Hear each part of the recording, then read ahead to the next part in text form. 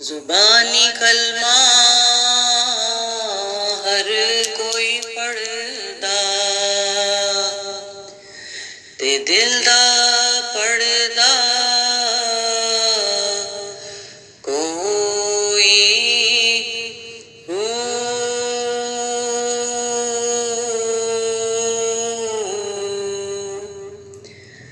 جتھے کلمہ دل دا پڑھیے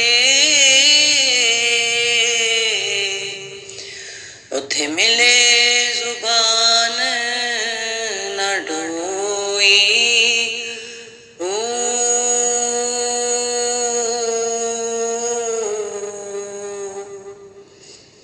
دل دا کلمہ عاشق پڑھ دے کی جانن یار گلوئی ہو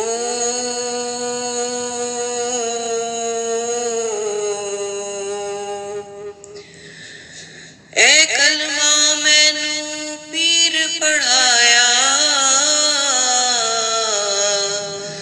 تے میں سدا سہاگن ہوئی ہو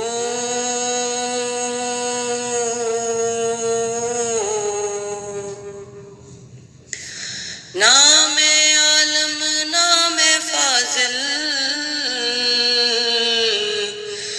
نہ مفتی نہ قاضی ہو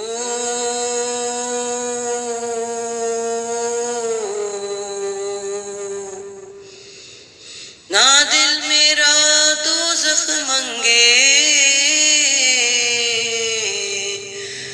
نہ بہشتی راضی ہو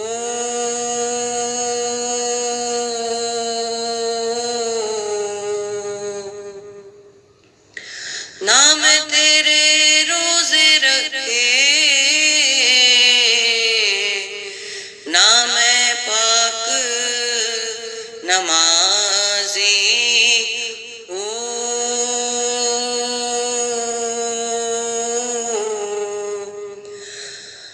بعد وصال اللہ دے باہو دنیا کوڑی بازی ہو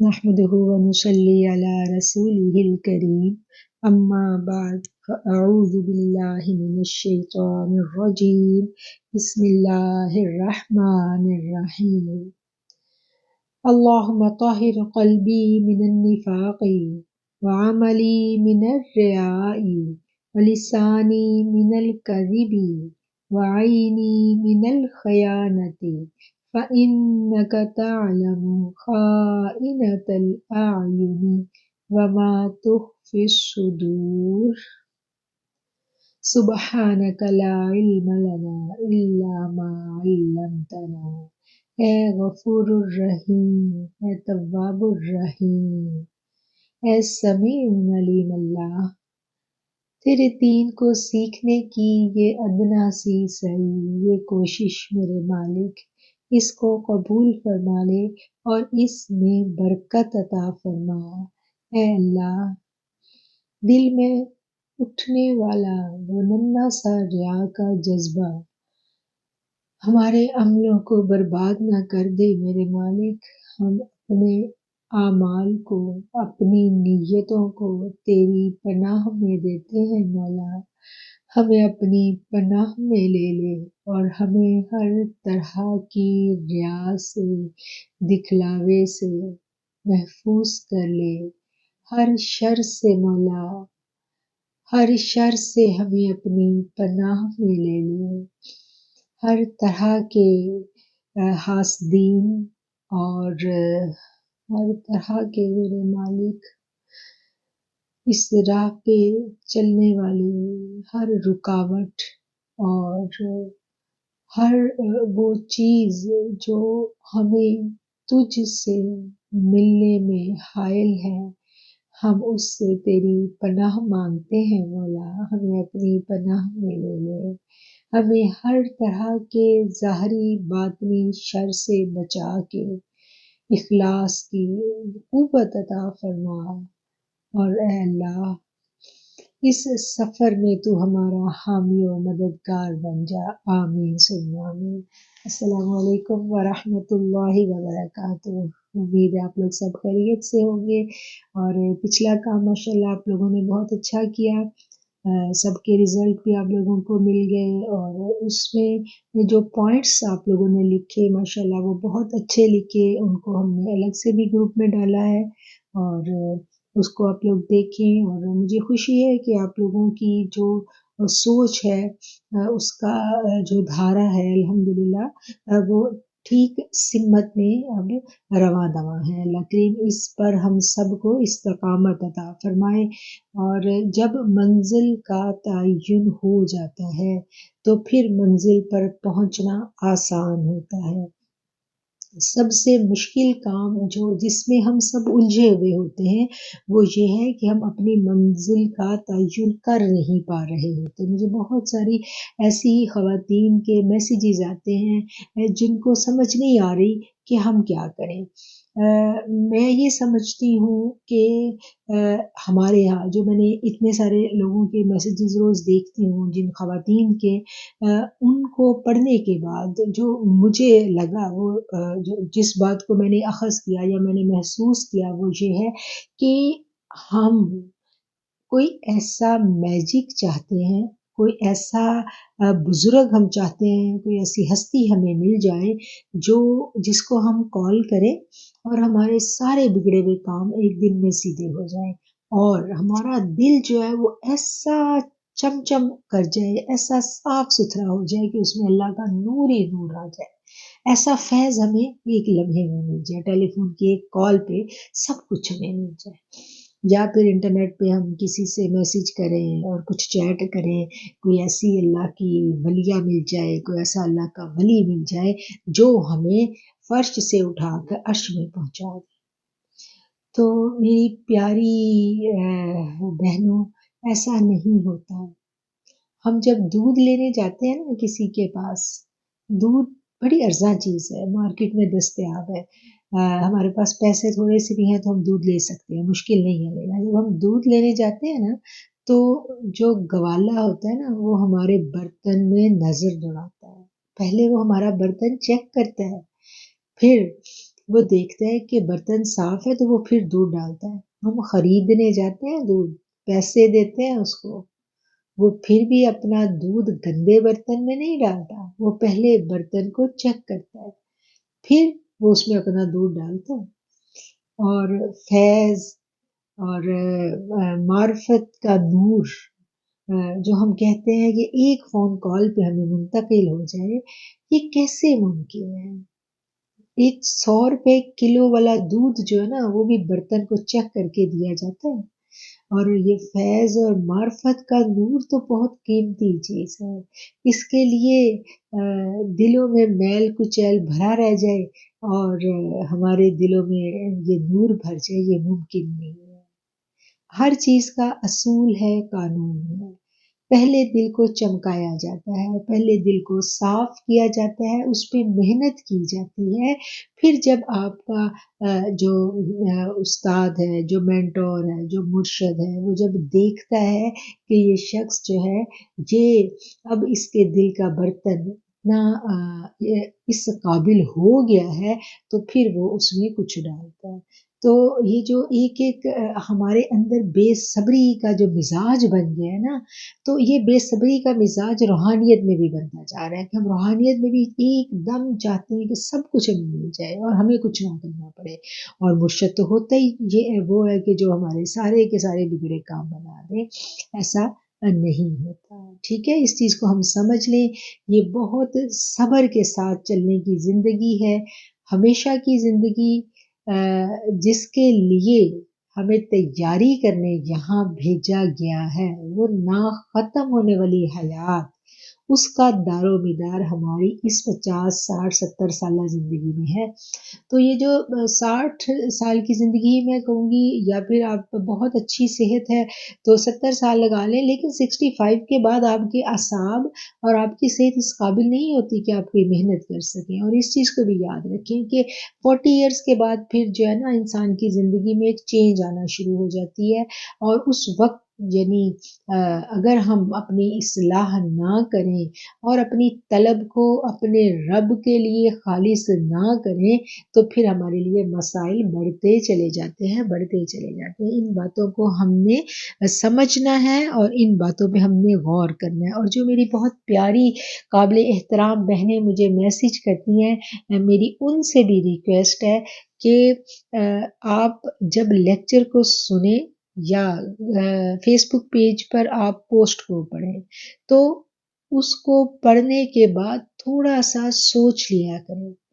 آپ کا جو سوال آپ کے ذہن میں آتا ہے نا، جب آپ سوچیں گی تو جواب اس کے اندر ہی موجود ہوتا ہے. ہر لیکچر کے اندر تمام سوالوں کے جواب موجود ہیں، اور ان سوالوں کے جواب بھی موجود ہیں جو آپ کے ذہن میں اٹھ رہے ہیں، وہ بھی اس کے اندر ہی موجود ہیں. یہ بڑی ٹپ کی بات آپ کو بتا رہی ہوں. اگر آپ کو سمجھ نہ آئے نا تو آپ دوبارہ اسی لیکچر کو سنیں. جو سوال آپ کے اندر پیدا ہوا تھا نا، اس کا جواب آپ کو اسی لیکچر میں مل جائے گا. آپ تجربہ کریں اور پھر مجھے بتائیے گا، ٹھیک ہے؟ اب ہم اپنے موضوع کی طرف آتے ہیں. ہمارا جو پچھلا لیکچر تھا اس میں ہم نے لا کا جو کلمہ طیبہ میں لا آتا ہے اس کے مفہوم کو سمجھنے کی کوشش کی تھی. اور ہم نے یہ جانا تھا کہ جب کوئی شخص جو ہے وہ اللہ کی طلب کے رستے پہ چلتا ہے، جس کو عام زبان میں ہم لوگ صوفی کہتے ہیں، تو جب کوئی شخص جو ہے وہ اس راہ پر چلتا ہے تو اس کی منزل کیا ہوتی ہے. اب ایک تصور یہ پایا جاتا ہے کہ ہم عبادات کرتے ہیں اور عبادت کا جو صلہ ہے اللہ کے پاس وہ جنت ہے، ٹھیک ہے؟ یہ کام تصور ہے ہمارے ذہن میں. لیکن جو صوفی ہوتا ہے اس کی طلب رب ہوتا ہے، اس کی طلب جنت نہیں ہوتی، اس کو اس کا رب چاہیے. اور یہ اتنا اپنی اس طلب میں شدید ہوتا ہے، اور یہ بات بھی حقیقت ہے. جنت کیا ہے؟ جنت اللہ کی مخلوق ہے. اللہ نے یہ ساری کی ساری کائنات جو ہے نا یہ بنائی، اس کا حسن بنایا، اس کی خوبصورتی بنائی، ٹھیک ہے، تمام جہان بنائے، اور پھر اللہ نے اپنا خلیفہ بنایا. اور اللہ نے کیا کہا کہ یہ خلیفہ میرے لیے، اور جب یہ میرا ہو جاتا ہے تو پھر سب اس کے لیے. علامہ اقبال نے کہا تھا نا کہ لوح و قلم تیرے ہیں. پھر لوح و قلم کیا، سب کچھ پھر اللہ تعالیٰ اپنے اس بندے پہ نچھاور کرنے کے لیے تیار ہوتا ہے. جو نبی کریم، ہم کس کی امت ہے؟ نبی کریم صلی اللہ علیہ وسلم کی امت ہے نا. تو ہمارے کریم آقا علیہ الصلوۃ والسلام کو اللہ تعالیٰ سورہ الم نشرح میں ہم پڑھتے ہیں تو اللہ تعالیٰ ان کو کیا فرما رہے ہیں؟ اللہ کہتے ہیں کہ وَلَسَوْفَ يُعْطِيكَ رَبُّكَ فَتَرْضَىٰ، کہ ہم ان قریب آپ کو اتنا دیں گے کہ آپ راضی ہو جائیں گے. کہ ہم تو اس نبی کے امتی ہیں جس کو میرا رب جو ہے وہ راضی کرنے میں لگا ہے. کہ ان کو کہا جا رہا ہے کہ تم راضی ہو جاؤ گے. کیوں؟ کیونکہ جب ہم اللہ کی رضا کے رستے پہ چل نکلتے ہیں، ٹھیک ہے، تو پھر کیا ہے کہ پھر سب چیزیں ہم قربان کر دیتے ہیں. سب کچھ، یہ جو لا ہے نا، یہ لا کچھ نہیں رہنے دیتا، سب کچھ اجڑ جاتا ہے، ساری دنیا نکل جاتی ہے. اور اگر نہیں نکلتی اور محبت کا دعویٰ کر لیا اور محبت کی راہ پہ چلے اور دنیا بھی ساتھ رکھی تو پھر کیا ہے کہ پھر ہمیں پتہ ہے نا، پھر ہمیں پتہ ہے کہ ہم کہاں کھڑے ہیں. دو چیزیں نہیں رہ سکتی، ٹھیک ہے، دو ہی رستے ہیں، ایک جنت کا رستہ اور ایک دوزخ کا رستہ، ایک رحمان کا رستہ ایک شیطان کا رستہ. سینٹر میں کچھ نہیں ہے. وہ پھر سینٹر میں وہی ہے کہ بغلوں میں بت دبا کے نماز پڑھیں، پھر سینٹر میں وہی ہے. یہ خواہشات بھی سارے کے سارے بت ہی ہیں، ٹھیک ہے نا، جن کو ہم اپنے دل کے اندر چھپائے ہوئے بیٹھے ہیں. کعبہ میں تو 360 بت تھے، ٹھیک ہے، اور ہمارے اندر کتنے ہیں؟ اگر ہم گننے بیٹھے تو میرا خیال ہے کہ یہ جو خواہشوں کے بت ہم نے پالے ہیں نا، اس کی تعداد 360 سے تو اوپر ہی چلی جائے گی. مطلب کہ یہ رستہ جو ہے نا یہ آسان نہیں ہے. اس چھڑی کو لے کے ایک ایک بت کو توڑنا، ٹھیک ہے، یہ آسان نہیں ہے، لیکن یہ آسان ہو جاتا ہے جب ان لوگوں کی محبت ہمارے دلوں میں راسخ ہو جائے جنہوں نے یہ کر کے دکھایا. ہر چیز کا ایک طریقہ ہے نا، ہر چیز کا ایک سسٹم ہے، اس کے تحت ہم چلیں گے تو سب آسان ہو جائے گا. اگر ہم دوسری اس طریقے کو سیکھے بنا ہم چلیں گے تو پھر سب ہمیں مشکل لگے گا. تو اتباع رسول صلی اللہ علیہ وآلہ وسلم محبت کے بغیر ممکن نہیں ہے، اور محبت کی انتہا عشق ہے، ٹھیک ہے. اور جب ہم اتباع کرتے ہیں رسول اللہ صلی اللہ علیہ وسلم کی، آپ کے گھرانے کی اور آپ کی پیاری بیٹی سیدہ فاطمہ الزہرا کی، جن کے قدم ہماری منزل ہے، ہم نے تعین کر لیا اپنی منزل کا. دیکھیں، عمل اس وقت تک مشکل ہوتا ہے، سفر اس وقت تک آپ کا کٹتا نہیں ہے جب تک منزل کا تعین نہ ہو جائے. جب ہم منزل کا تعین کر لیتے ہیں تو پھر سفر آسان ہو جاتا ہے. کیوں؟ کیونکہ منزل کا جو حسن اور منزل کی جو خوبصورتی ہے وہ ہمیں تھکنے نہیں دیتی. اس کے آگے سفر کی ساری صعوبتیں برداشت کرنی آسان ہو جاتی ہیں. پھر یہ بت توڑنے بڑے آسان ہو جاتے ہیں. کیوں؟ کیونکہ جب ہم بی بی کا گھرانہ دیکھتے ہیں تو ان کے گھر میں ہمیں کیا نظر آتا ہے؟ وہاں تو کہیں ہمیں دنیا نہیں نظر آتی، وہاں تو کہیں خواہشیں نہیں نظر آتی. تو پھر کیا ہے؟ تو پھر زندگی کی سوچ کا انداز بدل جاتا ہے. تو اس چیز کو الحمدللہ ہم سب نے سمجھ لیا ہے، اور انشاءاللہ اللہ تعالی ہمیں ہمت اور توفیق دے. بات وہی ہے کہ پہلے کسی بات کو ہم نے سمجھنا ہوتا ہے. جب ہم اس بات کو سمجھ لیں تو پھر ہم نے اس کے لیے لاہ عمل تیار کرنا ہوتا ہے کہ ہم اس کو حاصل کیسے کریں گے. ہم نے سمجھ لیا کہ ہماری منزل کیا ہے، ہمارا رول ماڈل کون ہے. جب رول ماڈل ہمیں نظر آ جائے اپنے سامنے تو پھر کیا ہے؟ پھر مشکل سے مشکل سفر جو ہے وہ بھی آسان ہو جاتا ہے. اچھا، اب آپ لوگوں نے اس چیز کو سمجھ لیا کہ ہماری منزل کیا ہے، اور الحمدللہ آج یہ چوتھا لیکچر ہے تصوف کے اوپر ہماری.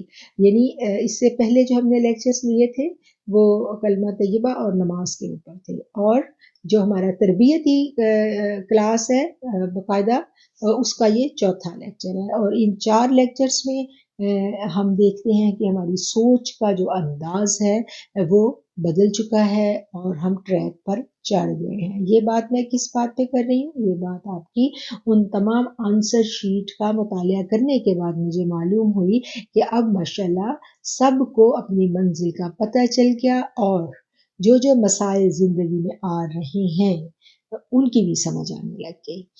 ٹھیک ہے، اب اس چیز کو بھی ہم سمجھ لیں کہ جب دین کو سمجھنے کے، دین کا فہم حاصل کرنے کے رستے پہ ہم چل پڑتے ہیں تو پھر کیا ہوتا ہے کہ پھر آزمائشیں شروع ہو جاتی ہیں، آزمائشیں آتی ہیں. اس بات پہ قطعاً گھبرانا نہیں ہے. کیوں نہیں گھبرانا؟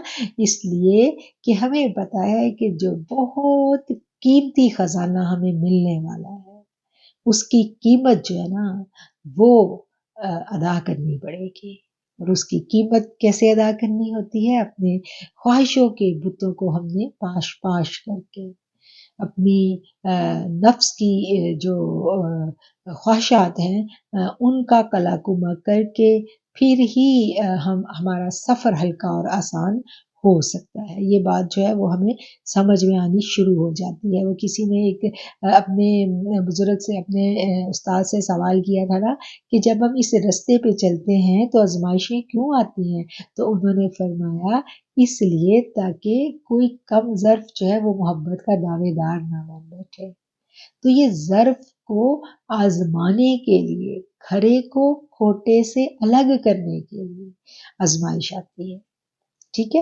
دیکھیں سونا جو ہوتا ہے نا، سونا جب کان کے اندر سے نکلتا ہے، ٹھیک ہے، پتھر کے اندر وہ مکس ہوتا ہے، وہ بالکل پہچانا نہیں جا رہا ہوتا. میں نے دیکھے ہیں پتھر کے سونے کے پہاڑ ہیں مدینہ شریف کے قریب، تو وہاں سے کوئی تھے ہمارے ملنے والے، وہ وہاں کام کرتے تھے، تو وہ وہاں سے لے کے آئے، انہوں نے ہمیں دکھائے، یعنی پتھر کے اندر چھوٹی چھوٹی سی ایک چمک چمک سی نظر آتی ہے. وہ اس کو ہماری کسی کام کا نہیں ہوتا، وہ اس کو اس پتھر سے جب نکالا جاتا ہے تو پھر وہ قیمتی ہو جاتا ہے. تو پتھر میں سونا کسی کام کا نہیں ہے، اور اس کو اس میں سے نکالنے کے لیے، اس کی علائشیں دور کرنے کے لیے پھر اس کو جلایا جاتا ہے، اس کو پروسیس سے گزارا جاتا ہے.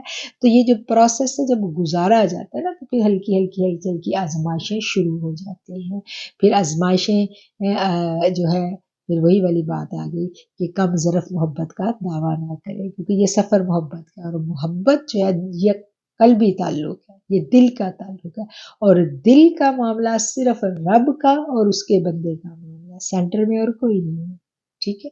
اللہ نے کہہ دیا سر کہ میں پکارنے والے کی پکار کا جواب دیتا ہوں. تو جو کوئی اللہ کو محبت سے پکارتا ہے تو پھر اللہ خود اس کی پکار کا جواب دیتا ہے. تو پھر اللہ اور اس کا بندہ جو ہے وہی آمنے سامنے رہ جاتے ہیں.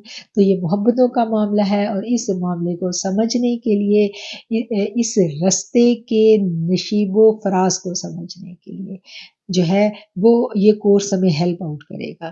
یہ کورس کرنے کا مقصد یہ نہیں ہے کہ آپ کوئی ایک دم سے، میں یہ دعویٰ کروں کہ جو یہ کورس کر لے گا وہ ایک دم سے کوئی بہت بڑا صوفی بن جائے گا. ایسا نہیں ہے. صوفی تو وہی ہے جس کے نصیب میں یہ منزل ہے، انشاءاللہ وہ اپنی منزل تک ضرور پہنچے گا، لیکن کوشش، محنت وہ ساری ہر فرد نے، ہر انڈیویژل نے کرنی ہے. وہ میں آپ کو نہیں کروا سکتی، میں تو صرف اور صرف رستے کی نشاندہی کر سکتی ہوں، اور رستے میں آنے والے خطرات سے اور گھاٹیوں سے آپ کو آگاہ کر سکتی ہوں. میرا یہی کام ہے. باقی سفر آپ نے خود طے کرنا ہے، محنت آپ نے خود کرنی ہے. اچھا، اب جو شخص آپ کو، جو بھی فرد آپ کو یہ سکھاتا ہے دین کا علم، اس کو ہم کیا کہتے ہیں؟ وہ آپ کا دین کا استاد ہے. اور استاد ایک تو دنیا کا علم ہم سیکھتے ہیں نا استاد سے، ایک وہ سکھاتا ہے، تو وہ تو آپ کو انفارمیشن ساری کی ساری دے دیتا ہے. لیکن جو دین کا علم ہے نا، اس میں انفارمیشن کے ساتھ ساتھ ایک فیض بھی منتقل کیا جاتا ہے. جو ہم نے پچھلی دفعہ پڑھا تھا نا کہ صوفیہ کرام کی کہانیوں میں جب ہم پڑھتے ہیں کہ کس طرح سے وہ جیسے حضرت شمس تبریز جو ہے ان کی کہانی ہم پڑھتے ہیں، یہ کس طرح سے مولانا روم کو انہوں نے فیضیاب کیا. اور یہ جو روحانی تمام سلاسل ہیں، اس میں تعلیمات، تربیت اور فیض یہ تمام پیرالل چل رہا ہوتا ہے. تو اس سلسلے میں جب ہم کسی سے تعلیم لیتے ہیں تو انفارمیشن کے ساتھ ساتھ ہم اس سے فیض بھی حاصل کرتے ہیں. سمجھ آ گئی بات کی؟ فیض بھی ہم اپنے اندر ایبزارب کر رہے ہوتے ہیں. وہ الفاظ جو ہیں وہ ہمارے دماغ کو، ہماری عقل کو، ہمارے فہم کو روشن کرتے ہیں، اور ان الفاظ میں چھپا ہوا نور جو ہے وہ ہمارے سینوں کو منور کرتا ہے. یہ کام ایک جو دینی تصوف کا جو ایک استاد ہے، یہ کام اس کا ہے. وہ آپ کی اس طرح سے عملی تربیت کرتا ہے. اب جو ایک تصوف کا طالب علم ہے، اس کے لیے یہ بات جاننی بہت ضروری ہے. اس کو اس بات کی آگہی ہونی چاہیے کہ وہ جس سے دینی تعلیم حاصل کر رہا ہے، نہ صرف وہ دینی تعلیم اس سے لے رہا ہے بلکہ وہ اس سے روحانی فیض بھی پا رہا ہے. ٹھیک ہے. تو اس روحانی فیض کو ہم کیسے پا سکتے ہیں؟ اس کی مثال بالکل ایسے ہی ہے جیسے ایک ماں ہے نا، اس کا چھوٹا سا ننھا سا بچہ، وہ اس کی تربیت کرتی ہے. تو اس کی تربیت میں وہ سب سے پہلے بچے کو کیا کرتی ہے؟ اس کو علم سکھاتی ہے، اس کو تعلیم دیتی ہے، اس کو بتاتی ہے کہ دیکھو یہ چیزیں ہارمفل ہیں، یہ آگ ہے، یہ آپ کو جلا دے گی، یہ ٹھنڈا پانی ہے، اس میں نہیں جانا، یہ بہت گرم پانی ہے، یہ نہیں آپ نے لینا. مطلب وہ اس کو ساری تعلیمات محبت کے ساتھ سکھاتی ہے. اب ساتھ کے ساتھ وہ اس کے اندر اپنی جو محبت ہے وہ بھی ٹرانسفر کر رہی ہے، اور اس کو علم بھی دے رہی ہے. بالکل اسی طرح ایک روحانی استاد جو ہے وہ آپ کو خطرات سے آگاہ بھی کر رہا ہے، اور وہ ایک ان الفاظ کے جو فیوز و برکات جس کو ہم کہتے ہیں نا کہ جو اس نے اپنے استادوں سے حاصل کیے وہ بھی آگے منتقل کرتا ہے۔ اگر ہم خالی علم لے لیں اور وہ فیض ہم حاصل نہ کر سکیں تو یہ خالی علم جو ہے یہ بھی ہمیں خاطر کا فائدہ جو ہے وہ نہیں دے سکے گا۔ اور اس فیض کو حاصل کرنے کا طریقہ کیا ہے؟ اس فیض کو حاصل کرنے کا طریقہ جو ہے وہ صرف اور صرف محبت ہے۔ ہم اپنے استاد سے بے لوث پیار کریں۔ اگر ہم اپنے استاد سے محبت کرتے ہیں اور اس محبت کے ساتھ ہم اس کو سنتے ہیں اور اپنے دل کو محبت دیکھیں کب کی جاتی ہے؟ محبت کے لیے بہت ضروری ہوتا ہے کہ جس شخص سے ہم نے محبت کرنی ہے اس کے لیے ہمارے دل میں کہیں بھی کوئی بدگمانی کا عنصر نہ ہو۔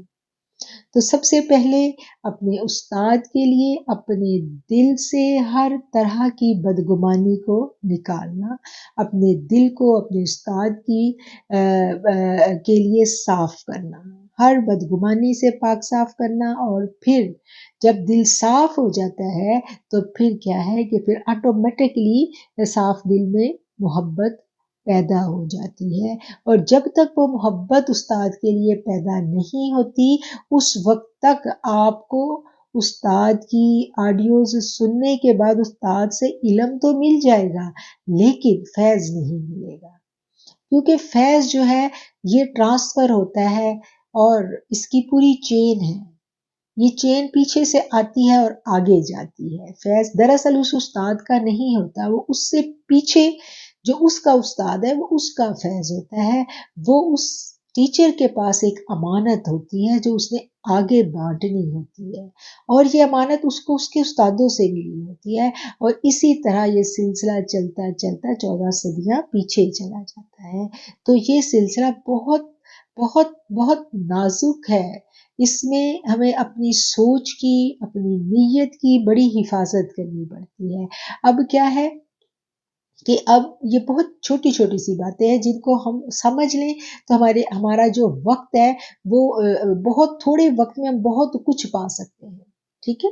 تو اس لیے ان باتوں کو بھی سمجھنا بے حد ضروری ہے۔ انفارمیشن اکٹھی کر لینا جو ہے وہ کوئی معنی نہیں رکھتا، وہ تو آپ کو کتابوں میں ڈھیر انفارمیشن مل جائے گی، لیکن یہ باتیں سمجھنی بہت ضروری ہے۔ ہمیں سمجھ اور ہماری فہم میں یہ بات ہونی چاہیے کہ ہم جو علم حاصل کر رہے ہیں علم کے ساتھ ساتھ ہمیں ہدایت بھی چاہیے، ہمیں فیض بھی چاہیے۔ ہدایت جو ہے اس کا اختیار میرے رب کے پاس ہے، ہدایت وہ اللہ دے گا، اور وہ ڈیپینڈ کرتی ہے ہدایت ہماری نیت پہ۔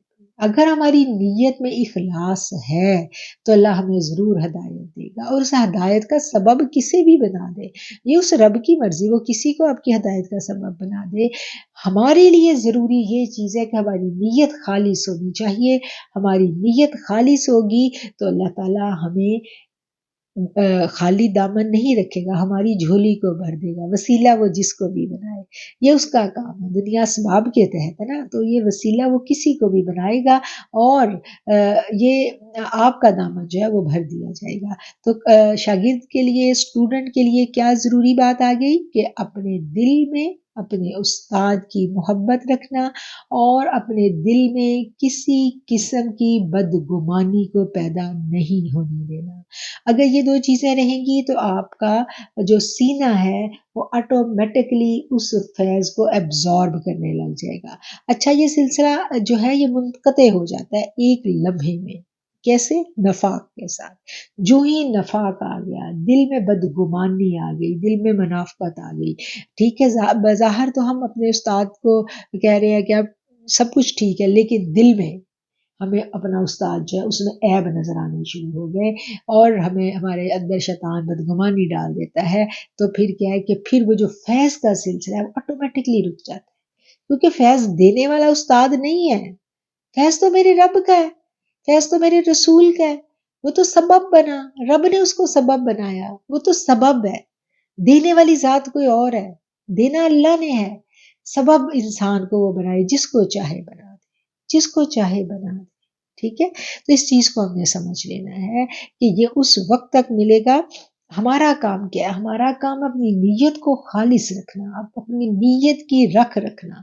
صوفیزم میں سب سے امپورٹنٹ چیز جو ہے نا وہ اپنی نیت کی رکھوالی ہے. نیت کو جتنا ہم پیور رکھیں گے ہمارا دامن اتنا بھرتا چلا جائے گا، میرا رب ہمیں اتنا نوازتا چلا جائے گا. کیوں؟ کیونکہ مومن کی نیت جو ہے وہ اس کے عمل سے افضل ہے. اور اللہ کیا کہتا ہے کہ انما الاعمال بالنیات، کے تمام اعمال کا دار و مدار جو ہے وہ بھی نیتوں پر ہے. اب ہم نے یہ جانا کہ فیض لینے کا طریقہ کیا ہے، اور فیض کب منتقل ہوتا ہے اور کب فیض منقطع ہو جاتا ہے. یہ باتیں ہم نے جان لی اور سیکھ لی. اب کیا ہے کہ اب جو اسٹوڈنٹ ہے، جو تصوف کا طالب علم ہے، اس کے لیے جو بہت ضروری بات ہے، اس کو جو بات پتہ ہونی چاہیے وہ کیا ہے؟ وہ یہ ہے کہ یہ علم ایسا علم ہے کہ یہ درجات میں ہے، یعنی اس میں سٹیپ بائی سٹیپ آپ اوپر جاتے ہو. ٹھیک ہے، آپ کا فہم جو ہے وہ اگر بالکل ایسے ہی ہے کہ آپ ایک سیڑھی ہے، ٹھیک ہے نا، ایک منزل ہے، ایک فرسٹ فلور ہے، ایک سیکنڈ فلور ہے. اب آپ فرسٹ فلور پہ کھڑے ہو، آپ کے پاس کوئی علم ہے، آپ نے اس علم کو جانا، آپ کے پاس ایک انفارمیشن ہے، آپ کے پاس سامنے آپ کا پورا گھر کے سامنے آپ کی اسٹریٹ ہے، آپ کو وہاں پر لوگ چلتے پھرتے سب سین نظر آ رہا ہے. ٹھیک ہے، اب اسی طرح جو صوفیزم کا اسٹوڈنٹ ہوتا ہے نا، اس کو جو اس کا فہم ہوتا ہے اس کے مطابق کچھ چیزیں بظاہر نظر آ رہی ہوتی ہیں، لیکن ان کی حقیقت اس کو نہیں پتا ہوتی. وہ اس کو وقت کے ساتھ پتا چلتی ہے. بظاہر اس وقت اس کو لگے گا یہ بات ٹھیک نہیں ہے، لیکن جو صوفیہ کرام تربیت کرتے ہیں وہ یہ کہتے ہیں کہ جب آپ کسی کو اپنا استاد مان لیں تو پھر آپ خاموشی اختیار کریں. کیوں؟ اگر آپ کو کسی بات پہ اعتراض ہے تو آپ انتظار کریں، آپ کو وہ فہم مل جائے گا کہ آپ کے اوپر وہ حقیقت اشکار ہو جائے گی. ابھی وہ آپ سے پوشیدہ ہے. یہ کیا ہے کہ یہ اس کے مدارج ہیں، اس کے سٹیپس ہیں. پھر آپ دیکھیں جو پہلی سیڑھی پہ کھڑا ہے اس کو اپنی اسٹریٹ کا جو ویو ہے وہ اور نظر آتا ہے. جو آدھی سیڑھیاں چڑھ کے پھر اپنی اسٹریٹ کو آپ دیکھیں تو آپ کو ویو اور نظر آتا ہے، آپ کا ویژن بڑھ جاتا ہے، آپ دور تک دیکھتے ہو. اور آپ جب سیکنڈ فلور پہ جا کے اوپر سے دیکھتے ہو تو پھر آپ کو پوری کی پوری اسٹریٹ جو ہے اس کا ویو چینج ملتا ہے. تو بالکل صوفیزم میں بھی ایسے ہی ہے کہ جو آپ اس علم میں، اس تربیت میں آگے چلے جاتے ہو تو آپ کا فہم بدل جاتا ہے، آپ کی سمجھ بدل جاتی ہے، اور آپ کو بہت ساری باتیں جو ابتدا میں آپ جن پہ الجھتے تھے اب آپ کو ان کی سمجھ آنے لگتی ہے. تو یہ سفر جو ہے یہ بہت صبر کے ساتھ کرنا پڑتا ہے. اس میں بہت صبر چاہیے، بہت صبر کے ساتھ، خاموشی کے ساتھ اور ادب کے ساتھ. یہی اس کے قریب ہے. ٹھیک ہے نا؟ تو ان تمام باتوں پہ ہم جب عمل کرتے ہوئے یہ سفر طے کرتے ہیں تو پھر یہ سفر جو ہے ہمیں کامیابی سے ہمکنار کر دیتا ہے. اچھا، ابھی جو پچھلا ہمارا لیکچر تھا اس میں جو میرے پاس سوالات آئے اس میں ایک سوال یہ تھا آپ لوگوں کی طرف سے کہ وہ میرے خیال میں وہ سبھی کا سوال ہے اور بہت ساری میری نوری سسٹرز نے وہ سوال پوچھا. وہ سوال یہ ہے کہ اس میں ہم نے کہا تھا کہ مخلوق کو بے عیب دیکھنا، مخلوق کو بے عیب دیکھنا جو ہے نا یہ آسان کام نہیں ہے. اور اس کے لیے آپ نے لمبے سے مجھے آڈیو میسیجز بھی بھیجے، اور ڈیفینیٹلی ہم میں سے ہر ایک کی زندگی میں ہمارے ارد گرد بہت سارے رشتے ایسے ہوتے ہیں، اسپیشلی خواتین ہیں ہم، تو ہماری زندگیوں میں بہت سارے، ہماری تو کل کائنات ہی ہمارا گھر ہے اور ہمارے رشتے دار ہیں، تو ہم بہت سارے رشتوں میں آزمائے جا رہے ہوتے ہیں. میرا خیال ہے یہ مسئلہ ہر عورت کا مسئلہ ہے، اور اس وجہ سے ہم خواتین کچھ سیلف پٹی کا بھی شکار ہوتی ہیں. ہم اپنے آپ کو مظلوم بھی سمجھ رہے ہوتے ہیں اور ہمیں لگ رہا ہوتا ہے کہ ہم بہت مظلوم ہیں، اور بہت سارے خونخوار رشتے دار جو ہے وہ ہمیں تباہ و برباد کرنے پہ تلے ہوئے نظر آ رہے ہوتے ہیں ہمیں، یعنی ہماری سوچ کے مطابق ہمیں ایسا لگ رہا ہوتا ہے، اور ڈیفینیٹلی انہوں نے کوئی ایسی زیادتیاں بھی ہمارے ساتھ کی ہوں گی جس کی وجہ سے ہمارے دلوں میں ان کے لیے کچھ بدگمانی پیدا ہو جاتی ہے۔ اب جب ہم دین کے راستے پہ چلنے لگتے ہیں تو کیا ہوتا ہے کہ دین کے راستے پہ چلنے کے بعد چلنے میں ہمیں سب سے پہلا سبق یہ سکھایا جاتا ہے کہ معاف کر دو۔ ہمیں پہلے معاف کرنا پہلے سٹیپ پہ بہت مشکل لگتا ہے، پھر ہم اللہ کی رضا کے لیے معاف کر دیتے ہیں کہ ٹھیک ہے ہم نے معاف کر دیا۔ اب کیا ہے، اب ہمیں دوسرا یہ تو دین کی جو ظاہری شرعی علوم جب ہم پڑھتے ہیں نا اس کے سبق میں یہ ہوتا ہے کہ سب سے پہلا سبق ہے آپ نے دین کو سیکھنا ہے تو اپنے دل کو صاف کرنا پڑے گا، تمام مخلوق کو معاف کر دینا پڑے گا، تو وہ تو ہم نے سیکھ لیا، معاف کر دیا۔ اب جب اگلا سٹیپ آتا ہے، ہم صوفیزم پہ آ جاتے ہیں، ہم محبتوں کے سفر کے مسافر بننا چاہتے ہیں، تو اس میں ہمیں کہا جا رہا ہے کہ اس کے عیب بھی نہیں دیکھنے۔ اب ہم نے تو معافی بڑی مشکل سے کیا تھا، اب اس کو بے عیب دیکھنا یہ ہمارے لیے یعنی قابل قبول نہیں ہوتا، اس پہ ہم بڑا تڑپ جاتے ہیں، اور ایسے ہی تڑپے ہوئے میسج میں نے پورا ہفتہ آپ لوگوں کے سنے ہیں، اور میں آپ کو کیا کہوں، یہ واقعتاً مشکل کام ہے، یہ حقیقت ہے، لیکن یہ اس وقت آسان ہو جاتا ہے جب ہم اس رستے پہ چل پڑتے ہیں۔ ابتدا میں ڈیفینیٹلی یہ مشکل ہے، ایک عیب دار بندہ ہمیں نظر آ رہا ہے جو مسلسل ہمیں تکلیف دے رہا ہے اور تکلیف دیتا چلا جا رہا ہے۔ اب آپ ہمیں کہہ رہی ہیں کہ ہم اس کو عیب دار بھی نہ دیکھیں، یہ سب میرے اوپر سب کی طرف سے یہ ایک وہ کیا کہنا چاہیے، ایک بڑا کوسچن ہے، بڑا ایک سوالیہ نشان ہے کہ یہ ہم نہیں کر سکتے، یہ ہمارے لیے مشکل ہے۔ دیکھیں یہ ابتدا میں واقعی مشکل ہے، لیکن ایک مہینے کے بعد میں آپ سے دوبارہ پوچھوں گی کہ مشکل رہا ہے؟ جب ہمیں سمجھ آ جاتی ہے نا کہ ہماری آنکھ سے گرنے والا ایک آنسو جو رات کی تنہائی میں نکلا، میرا رب اس سے بھی بے خبر نہیں ہے۔ ایک درخت سے پتا نیچے گرا ٹوٹ کے، میرا رب اس سے بھی بے خبر نہیں ہے، تو پھر میرا رب کیسے بے خبر ہو سکتا ہے وہ میرے ان رشتے داروں سے جو مجھے ستا رہے ہیں؟ میرا رب جانتا ہے کہ میں آزمائی جا رہی ہوں، میرا رب جانتا ہے کہ میں کن لوگوں کے درمیان رہتی ہوں، اور میرا رب میری نیت کو بھی جانتا ہے۔ جب یہ سمجھ آنے لگتی ہے نا تو پھر مخلوق عیبدار نہیں رہتی۔ اللہ تو کہتا ہے کہ کچھ بھی یعنی نہیں ہے اللہ کی اجازت کے بغیر ممکن۔ ہر کام، ایک دوائی ہم کھاتے ہیں، پیناڈول کا کیا کام ہے، وہ اپنے اندر اثرات رکھتی ہے، اس کا کیا کام ہے، اس نے ہمیں ہماری پین کو ختم کرنا ہے، اس کے اندر اثرات ہے نا، لیکن اگر میرے رب کا حکم نہیں ہے تو دوائیاں بے اثر ہو جاتی ہیں۔ تو ہر جادو، ہر مخالف، ہر وہ رشتہ دار جو ہمیں نقصان پہنچانا چاہتا ہے، یہ کیسے ممکن ہے کہ میرے رب کو اس کا بتانا ہو؟ میرا رب سب جانتا ہے، سب کی نیتوں کو جانتا ہے۔ کہ جب یہ سمجھ آتی ہے نا کہ شاید میری یہ آزمائش ہے، اور وہ ایک واقعہ ایک صاحب سنایا کرتے تھے کہ ایک شخص تھا تو وہ اسی طرح صوفی تھا، تو وہ کہتا تھا کہ جو بھی کام ہوتا ہے میرے رب کے حکم سے ہوتا ہے۔ تو ایک دفعہ وہ جا رہا تھا تو پیچھے سے ایک شخص آیا اور اس نے زور سے اس کو تھپڑ لگایا پیچھے، تو اس نے مڑ کے غصے سے دیکھا تو اس نے کہا تم تو کہتے ہو ہر کام اللہ کے حکم سے ہوتا ہے، تو بس یہ تھپڑ بھی پھر تمہیں اللہ کے حکم سے ہی لگا ہے۔ تو اس شخص کو غور سے دیکھا اور کہنے لگا ہاں اللہ کے حکم سے ہی تھپڑ پڑا، لیکن میں دیکھ رہا ہوں کہ کس بدبخت کا انتخاب کیا گیا ہے۔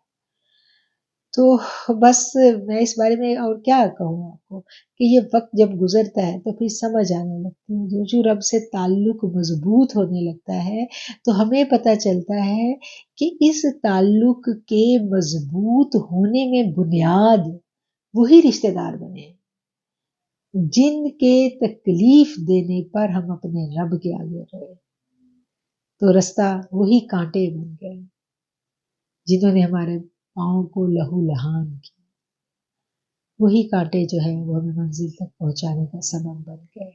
تو یہ باتیں جب سمجھ میں آنے لگتی ہیں تو پھر ہماری سوچ کا جو انداز ہے وہ قطعاً بدل جاتا ہے. وہ کہا جاتا ہے نا کہ یہ جو محبت کے رستے ہیں نا یہ آسان نہیں ہوتے. اس کے بارے میں وہ ایک شعر بھی ہے نا کہ یہ وہ نغمہ ہے جو ہر دل پہ گایا نہیں جاتا ہے. کس طرح کا شعر ہے کہ محبت کے لیے کچھ خاص دل مخصوص ہوتے ہیں، یہ وہ نغمہ ہے جو ہر دل پہ گایا نہیں جاتا. تو یہ جو محبتوں والے لوگ ہوتے ہیں نا یہ عام نہیں ہوتے، یہ خاص ہی ہوتے ہیں. اور وہی بات ہے، یہ دو اور دو چار والے لوگ نہیں ہوتے. تو یہ بات جو ہے جب سمجھ میں آ جائے تو پھر آپ دیکھیں کہ آپ کی سوچ کا جو انداز ہے وہ چینج ہو جاتا ہے. ہم لوگوں نے اب تک جو باتیں کی اس میں ہمیں سمجھ آ گئی اس چیز کی کہ ایک صوفی کا، ایک طالب المولا روح کا اپنے رب کے ساتھ کیا تعلق ہوتا ہے، اور جو لا ہے، جو کلمہ ہے، یہ جو الفاظ ہیں، ان کی کتنی بھاری ذمہ داری ہے ہمارے اوپر. اسی لیے وہ انہوں نے کہا تھا نا کہ زبان دا کلمہ ہر کوئی پڑھدا، دل دا کلمہ کوئی ہو. کہ یہ جو زبان سے کلمہ تو ہر کوئی پڑھ لیتا ہے، لیکن سلطان بہو نے کا یہ شعر ہے کہ یہ جو دل کا کلمہ ہے نا یہ ہر بندہ نہیں پڑھ سکتا. تو دل دا کلمہ کوئی ہو، اور پھر یہ کہ دل دا کلمہ عاشق پڑھدا. تو مطلب کہ یہ سفر جو ہے یہ آسان نہیں ہے، لیکن جو طالب المولا روح ہوتی ہے، جس کو اپنے رب سے ملن کی، جس کے اندر جس کے کیا کہنا چاہیے، جس کے جینز میں، جس کے ڈی این اے میں یہ محبت رکھ دی جاتی ہے، پھر وہ اس کے بغیر رہ نہیں سکتی. وہ ہر قربانی دے کے، ہر سختی برداشت کر کے وہ پھر کیا ہے کہ وہ پھر اللہ اللہ ہی کرتی روح ہمیں نظر آتی ہے. جیسے کہ ہمیں صوفیہ کرام کی ہم جب لائف ہسٹری کو پڑھتے ہیں تو پھر ہمیں سمجھ آتی ہے نا کہ وہ کس طرح وہ ان کا جو سفر تھا، ان کی حیات کو جب ہم پڑھتے ہیں تو ہم دیکھتے ہیں کہ ان کی سفر میں کتنی صحبتیں ہیں، کتنی مصیبتیں ہیں نا. یہ تن میرا پرزے پرزے جویں درزی دیاں لیراں ہوں.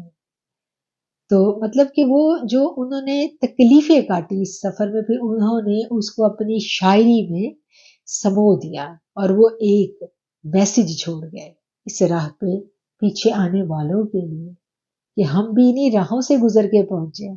آج جو ہمیں اتنے بڑے بڑے نام نظر آ رہے ہیں جو زندہ نام ہے، ہماری ہسٹری میں یہ نام زندہ ہے نا، جو ہمیں زندہ نام نظر آ رہے ہیں، جب ہم ان کی زندگیوں کو پڑھتے ہیں تو ہمیں پتہ چلتا ہے. اور پھر ان کے کلام میں ہمیں ان کے جو اشارے ملتے ہیں وہ ہمیں پتہ چلتا ہے کہ کس طرح کن کن رستوں سے یہ گزرے، اور پھر جب گزرے، پھر جب انہیں وصل نصیب ہوا تو وہ جو پورا ان کے کلام میں، ان کی شاعری میں جو ہے نا اس کے چھوٹے چھوٹے جو ہے نا ہنٹس ہمیں ملتے چلے جاتے ہیں. تو روح کی جو بے قراری ہے یہ انسان کو پریشان کرتی ہے. کس روح کی بے قراری؟ جو طالب المولا روح ہوتی ہے. اور پھر یہ بے قراری کہیں نہ کہیں اس کو کسی نہ کسی اللہ والے سے ملوا دیتی ہے، اور پھر اس کا جی چاہتا ہے کہ اب میری اس کو لگنے لگتا ہے کہ اب جو ہے نا اب میری منزل جو ہے وہ قریب ہے. تو ایک بات کو ہم نے بہت یاد رکھنا ہے کہ جو میرا رب ہے نا وہ یکتا ہے، اللہ واحد ہے، ایک ہے، یکتا ہے اللہ. اور اگر ہم نے اللہ کو پانا ہے تو ہمیں بھی یکتا تنہا ہونا پڑے گا. تنہائی اختیار کیے بنا رب نہیں ملتا. ٹھیک ہے، تو یہ نہیں ہے کہ ہم دنیا میں مست رہیں، ٹھیک ہے، اور تھوڑی سی تسبیحات اور ورد و وظائف کر لیں اور ہمیں اللہ مل جائے، ایسا نہیں ہے. ہمیں تنہائی اختیار کرنی پڑے گی، شعوری تنہائی، اور سب سے ضروری تنہائی خیال کی تنہائی. ہمیں اپنی سوچوں میں تنہا ہونا پڑے گا، جس کو ہم صوفیزم کی زبان میں مراقبہ کہتے ہیں. ہمیں مراقبہ کرنا ہوگا، ہمیں مراقب ہو کے بیٹھنا ہوگا. اگر ہم سوچیں تو نماز بھی ایک مراقبہ ہے. 5 ٹائم لازم کر دیا گیا ہمارے لیے کہ ہم یکسو ہو سکے نہ سکیں ہمیں ہی ادا کرنی ہے. نماز کی نیت سے پہلے ہم کون سی دعا پڑھتے ہیں؟ انی وجہت وجہی للذی فطر السماوات والارض حنیفا وما انا من المشرکین. اس کی ابتدا کیا ہے کہ میں نے اپنا رخ کر لیا، میں یکسو ہو گیا. کس کے لیے؟ اپنے رب کے لیے. تو یہ جو رب کے لیے یکسوئی ہے نا، اس میں پھر میں اور میرا رب ہے، اس میں سینٹر اور کچھ نہیں ہے. تو نماز کو کیوں کہا گیا کہ وہ مومن کی معراج ہے؟ نماز کو کیوں کہا گیا کہ وہ رب سے ملاقات ہے؟ کیوں؟ کیونکہ وہ لمحے اللہ کہتا ہے میرا بندہ اور میں صرف میرے ساتھ گزارو ان لمحوں میں. اور ایسی نمازیں صحابہ کرام نے قائم کر کے دکھائیں. تیر اور تلوار کی کیا کہنا چاہیے نوک پہ ایسی نمازیں جو ہیں وہ ہمیں نظر آتی ہیں صحابہ کرام. تو یہ جو سب سے خوبصورت مراقبے کی پریکٹس کروائی گئی نماز میں. اور جب ہم نماز کو، جن لوگوں نے اس لیکچر کو سنا اور سننے کے بعد آپ دیکھیں کہ جب نماز میں تبدیلی پیدا ہوتی ہے تو پھر مراقبے کی کیفیت نصیب ہوئی ہے کہ نہیں ہوئی؟ پھر ہو جاتی ہے نصیب. ٹھیک ہے، اس کو مینٹین رکھنا نہ رکھنا وہ ہمارے اپنے اوپر. ہم رکھ پائیں، کبھی گرتے ہیں کبھی اٹھتے ہیں، مطلب اپس اینڈ ڈاؤن تو آتے ہیں، لیکن ہمیں سمجھ آ گئی. بالکل اسی طرح جب 5 نمازیں آپ 5 نمازوں میں مراقب ہونا سیکھ جاتے ہیں نا، اللہ کے ساتھ وصل ہونا شروع ہو جاتا ہے. سل کا مطلب ہی جڑ جانا. جب قلب اللہ کے ساتھ جڑ جاتا ہے، جڑنا سیکھ لیتا ہے، تو پھر 5 نمازیں تھوڑی لگنے لگتی ہیں. پھر اور پھر آپ دیکھ لیں کہ ہمیں نظر آتا ہے کہ پوری پوری رات کی نمازیں، پوری پوری رات کے نوافل نظر آتے ہیں نا. ہر بات پہ ہم دیکھتے ہیں کہ پورا دن وہ لوگ مشقت کرتے تھے. ہماری تو زندگیوں میں بہت آسانی ہے، ان کی زندگیوں میں تو بڑی مشقت تھی. اور اس ساری مشقت کے بعد ہم بی کی زندگی میں دیکھیں، سارا دن چکی پیستی ہیں، گھر کے کام کرتی ہیں، بچوں کو سنبھالتی ہیں. تو ان سارے کاموں کے بعد پھر رات، اللہ قرآن میں کہتا ہے نا کہ دن کو تو تمہیں اور بھی بہت سارے کام ہوتے ہیں، تو دن میں تو اور بھی بہت ساری ذمہ داریاں ہیں. تو یہ بات کیا اشارہ کرتی ہے کہ اللہ کہتا ہے رات میں تھوڑی سی دیر ہی بے شک ہو، میرے پاس ضرور ہے، ملاقات کرو میرے سے. تو مطلب کہ یہ رب پھر جو ہے، پھر یہ رب اس طرح ملتا ہے. اس کو پانے کے لیے اگر تنہائی ہم اختیار نہیں کریں گے تو پھر کیا ہے کہ پھر یہ ہماری جو خواہش ہے رب کو پانے کی، یہ زبانی جمع خرچ ہے. اگر ابھی تک ہم نے تنہا ہونا اور مراقب ہونا نہیں سیکھا اور اپنی پریکٹس میں عملی طور پر شروع نہیں کیا، تو پھر ہم اپنے دعوے میں کہ ہم اپنے رب کو پانا چاہتے ہیں، ہم اپنے دعوے میں سچے نہیں ہیں. ابھی ہم نے ایک عملی قدم بھی نہیں اٹھایا. ہمیں عملی قدم اٹھانا ہے. ٹھیک ہے، اور کرنے کے کاموں میں سے یہ کام ہے کہ ہم نے پریکٹس اس چیز کی شروع کرنی ہے. پچھلے لیکچر میں بھی آپ کو یاد ہے کہ میں نے آپ کو کرنے کے کاموں میں سے ایک کام دیا تھا، میں یہاں مینشن نہیں کروں گی، آپ نے اس کو نوٹ کیا ہوگا. اور آج میں آپ کو یہ والا جو ہے یہ دے رہی ہوں کرنے کے کاموں میں سے ایک کام، کہ کیا ہم نے مراقب ہونا شروع کیا، اور اگر کیا تو ہم نے اس میں کتنے % کامیابی حاصل کی. انشاءاللہ اسی ویک کے اینڈ میں، اسی ویک میں ہی میں اناؤنس کر دوں گی گروپ میں جس دن ہماری میٹنگ ہوگی. تو یہ والے پوائنٹس آپ لوگوں نے نوٹ کرنے ہیں اور میٹنگ میں ہم ان پوائنٹس کو ڈسکس کریں گے. ٹھیک ہے، اور تنہائی جو ہے پھر اس چیز کو بھی سمجھ لیں کہ اسلام جو ہے وہ تارک دنیا کا مذہب نہیں ہے. ہم نے ساری کی ساری ذمہ داریاں اپنی اسی دنیا میں رہتے ہوئے پوری کرنی ہے، جیسا کہ ہمارے رسول اللہ صلی اللہ علیہ وسلم نے کی. ہماری ازدواج مطہرات کی ہمیں زندگیوں میں نظر آتا ہے. ان کی حیات مبارکہ کو دیکھیں، ہم اپنی سیدہ کونین بی بی فاطمہ الزہرا کے گھر میں جا کے دیکھیں، وہاں ہمیں یہ ساری دنیا کی ذمہ داریاں نظر آتی ہیں. وہ سب کچھ کر رہی تھی، لیکن ساتھ کے ساتھ وہ اپنے رب سے جو ملن کے جو لمحات ہیں ان میں بھی وہ اپنی مثال آپ تھی، وہ خواتین. تو اس چیز کو ہم نے سمجھنا ہے، اور یہ ہمارے آج کے اس ٹاپک میں بھی بات ہوگی انشاءاللہ. اور یہی جو پیغامات ہیں ہمیں صوفیہ کرام کی حیات میں بھی ملتے ہیں، اور ان الفاظ کے ساتھ میرے خیال میں ہمیں اپنی گفتگو کو سمیٹ دینا چاہیے. ہمارا ٹائم اوور ہونے جا رہا ہے، اور انشاءاللہ جو آپ کو ہوم ورک دیا جو آپ کو ایک کوشچن شیٹ دی جائے گی وہ تو آپ نے کر کے جمع کروانی ہے، اور یہ جو کرنے کا کام ہے اس کو ہم گروپ میں ڈسکس کریں گے. ٹھیک ہے، اس کے ساتھ یہ والا موضوع جو ہے ہمارا، ہم اس کو ختم کرتے ہیں. اور کچھ اور باتیں میں آپ لوگوں سے کرنا چاہوں گی گروپ کے ہوم ورک کے حوالے سے. آپ لوگوں کا سب کا کام ماشاءاللہ بہت اچھا ہوتا ہے، اور کچھ لوگ اس کو بہت الیبوریٹ کرنا چاہتے ہیں، اور ان کا جی چاہ رہا ہوتا ہے اس کو اچھا سا بیان کریں، اور کچھ لوگ اس کو مختصر بیان کرنا چاہتے ہیں.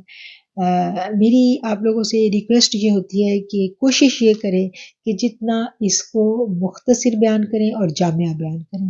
لیکن اس کے باوجود اگر آپ لوگوں کے ذہن میں جب آپ لوگ بیان کر رہے ہوتے ہیں، آپ لوگ لکھ رہے ہوتے ہیں، آپ لوگ آڈیو میں اس کو ریکارڈ کر رہے ہوتے ہیں، تو اس کو بیان کرنے میں کچھ آپ لوگ سمجھتے ہیں کہ اس کو مزید وضاحت آپ لوگ کرنا چاہ رہے ہیں اپنے الفاظ میں، تو اس کے اوپر جو ہے مجھے کوئی اعتراض نہیں ہے، آپ اس کو الیبوریٹ کر سکتے ہیں. اور بہت خوبصورتی سے آپ لوگوں نے کیا بھی الیبوریٹ، لیکن اس چیز کا ہمیشہ خیال رکھیں کہ غیر ضروری جو طوالت ہے وہ نہیں ہونی چاہیے. بات کو خوبصورتی کے ساتھ آپ بیان کریں، جامعیت کے ساتھ بیان کریں، اور اس میں اگر وہ تھوڑا ٹائم زیادہ بھی لگ جاتا ہے تو اس میں ہمیں کوئی اعتراض نہیں ہے. لیکن اگر ایک بات کو آپ کھینچ کے لمبا کر رہے ہیں اور اس میں لیکچر کے علاوہ کچھ اور یعنی موضوع سے ہم ہٹ رہے ہیں، تو اس کے اوپر پھر ہم آپ کو منع کرتے ہیں کہ اس طرح کی طوالت سے آپ لوگ پرہیز کریں. اور ایک اور بات میں آپ لوگوں سے عرض کروں گی کہ جب آپ لوگ ٹیسٹ کرتے ہیں تو کبھی بھی یہ مت سوچیں کہ آپ کو ہمیشہ جو ہے وہ اپریسیشن ملے گی. کام جو کرنا ہے وہ ہم سیکھنے کے لیے کر رہے ہیں، اور اگر ہم اس میں یہ دوڑ شروع ہو جائے گی، مارکنگ کی دوڑ جس کو ہم کہتے ہیں، گریڈنگ کی دوڑ، تو یہ پھر اس میں پھر نفس آ جائے گا. تو نفس ہی کے تو ہم خلاف جا رہے ہیں، نفس ہی کے تو خلاف ہم نے کام کرنا ہے. تو جو کوئی اچھا کام کرے اس کو ہم سب نے اپریشیٹ کرنا ہے. ٹھیک ہے، ہم سب ایک ہی باغ کے پھول ہیں، ایک ہی پودے کی خوبصورت مہکتی ہوئی کلیاں. ایک ایک میری اسٹوڈنٹ کا کام جو ہے نا وہ میرے لیے بہت بہت بہت اہم ہے. میں آپ سب کے کام کو ایک جتنا اہم سمجھتی ہوں. آپ لوگ کبھی کسی کے ذہن میں یہ بات نہیں آنی چاہیے کہ اگر کسی کی ہر بندے کو دیکھیے، ہر بندے کو اللہ نے مختلف صلاحیت دی ہوتی ہے. ہر بندہ ایک جیسی صلاحیت کا مالک نہیں ہے. اسی طرح ہر اسٹوڈنٹ کلاس میں جو ہے نا اس کو بیان کی وہ قوت نہیں دی ہوئی ہوتی جو کچھ لوگوں کے پاس ہوتی ہے. اگر اس کی بیان کی قوت اتنی نہیں ہے تو اس کو اللہ نے کوئی اور دوسری خوبی سے نوازا ہوتا ہے. کوئی انتظامی امور میں بہت اچھا ہوتا ہے اور کوئی بیان کرنے میں بہت اچھا ہوتا ہے. مطلب ہر شخص کے اندر مختلف انداز کی خوبیاں ہوتی ہیں. اس میں بالکل مقابلہ بازی کا رجحان گروپ میں نہیں آنا چاہیے. یہ کچھ باتیں میں نے محسوس کی جو میں آپ کو یہاں پر کہنا چاہتی ہوں کہ ہمارا سفر جو ہے یہ نیتوں پہ بیس کرتا ہے. جب تک ہماری نیت میں اخلاص رہے گا یہ ٹائم ہمارے لیے بے حد قیمتی ہوگا، بے حد نواز دے گا، ساری زندگی کے لیے ہماری سوچ کو بدل دے گا. لیکن اگر ہم ادھر بھی اس چیز میں آ گئے، ان چکروں میں پڑ گئے کہ اس کی تعریف ہوئی اس کی نہیں ہوئی، اگر ہم ان چکروں میں پڑ گئے تو بلیو کریں یہ وقت جو ہے نا یہ ہمیں فائدہ نہیں دے سکے. تو اس چیز کو سمجھنا ہے ہم نے. اور جیسے آپ لوگ کام کر رہے ہیں کچھ لوگوں کے پاس یہ قوت ہوتی ہے کہ وہ بہت مختصر کرتے ہیں اور نہایت جامع کرتے ہیں، اور کچھ لوگ اتنی خوبصورتی کے ساتھ اس کو الیبوریٹ کرتے ہیں، اتنا پیارا سا بیان کرتے ہیں کہ ان کا جو طویل بھی مختصر لگتا ہے. مطلب یہ ہر بندے کا اپنا انداز ہے. ہر بندے کو نہ تو مختصر اور جامعہ کی کسی میں خوبی اور نہ ہی کسی میں طوالت کے اوپر میں بات کروں گی.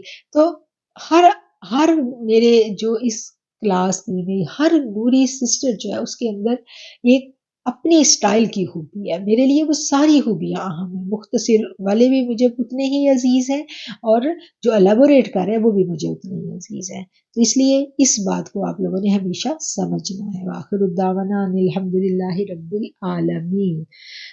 اجازت چاہنے سے پہلے چھوٹی سی اللہ کے حضور دعا گو ہوں، آپ لوگ بھی میرے ساتھ دعا کریں اللہ تعالیٰ سے کہ جو ہم نے سیکھا اس کو اللہ کریم ہمیں سمجھنے کی اور اپنے عمل میں اتارنے کی ہمیں ہمت اور توفیق عطا فرمائے، اللہ کریم ہمیں ہدایت دے اور ہمیں دوسروں کی ہدایت کا سبب بنا دے اور ہمارے دلوں کو اپنی یاد کے لیے پسند کر لے، آمین ثم آمین۔